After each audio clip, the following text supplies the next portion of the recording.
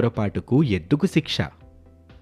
ఏం గోపయ్య, నువ్వు నీ ఎద్దు, నీకిదేనా ప్రపంచం? ఇంకెవరితో నీకు సంబంధం లేనట్టే ఉంటావు. నీ గురించి ఊరంతా తెలిసిందే గాని అప్పుడప్పుడు ఊళ్ళో వాళ్ళని కూడా కాస్త పట్టించుకోండి. అదేం లేదు మల్లేశం, ఈ ఎద్దు చిన్నప్పటి నుండి నా చేతుల్లోనే పెరిగింది కదా, అందుకే నిజంగానే ఈ ఎద్దు నాకు చాలా ఇష్టం.